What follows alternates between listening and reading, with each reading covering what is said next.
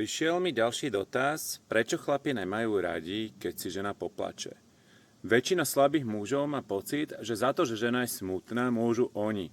A v sekunde u nich nastáva taký divný pocit.